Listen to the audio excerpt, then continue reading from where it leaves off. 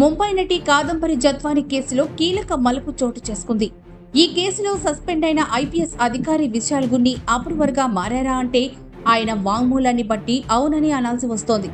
Jethwani arrest వ్యవహారంలో తాను, మరో ఐపీఎస్ అధికారి కాంతి రాణా టాటా, అప్పటి ఇంటెలిజెన్స్ చీఫ్ పిఎస్ఆర్ ఆంజనేయులు ఆదేశాల మేరకే వ్యవహరించామని విశాల్ గున్ని తన వాంగ్మూలంలో పేర్కొన్నారు. విచారణలో భాగంగా విశాల్ గున్ని 3 పేజీల వాంగ్మూలంలో జత్వాని అరెస్టు విషయంలో ఏం జరిగిందో పూసగుచ్చినట్లు వివరించారు.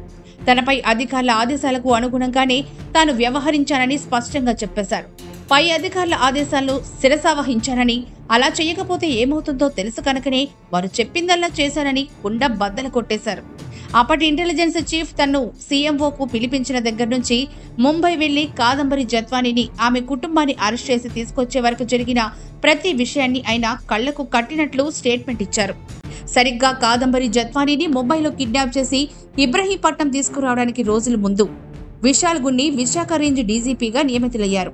అయితే కాదంబరి జత్వాని విషయంలో ఇచ్చిన టాస్క్ పూర్తి చేస్తేనే విశాఖ రేంజ్ డీఐజీగా కొనసాగుతామని అప్పటి ఇంటెలిజెన్స్ చీఫ్ పిఎస్ఆర్ ఆంజనేయులు బెదిరించారు.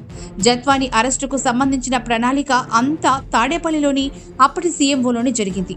ప్రణాళికను పిఎస్ఆర్ ఆంజనేయులు రూపొందిస్తే విశాల్ గున్ని, కాంతి రాణా టాటాలు అమలు చేశారు.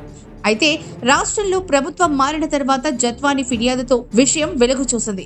ఇక ఈ కేసులో సస్పెండ్ అయిన విశాల్ గున్ని వాంగ్మూలంతో ఐపీఎస్ అధికారులు పూర్తిగా ఇరుక్కున్నారు. కేసు నమోదు కావడం కంటే ముందే ముంబైకి విమాన టికెట్లు బుక్ చేయడంతో ఇక తప్పించుకోలేని విధంగా చిక్కుకున్నారు. ఇక ఈ కేసులో విశాల్ గున్ని తన్ను కాపాడుకోవడానికి అప్రూవర్గా మారే అవకాశాలే ఎక్కువగా కనిపిస్తున్నాయి. అదే జరిగితే జత్వాని కేసులో ప్రమేయమున్న రాజకీయ నాయకుల పేర్లు వెలుగులోకి వచ్చే అవకాశాలున్నాయి.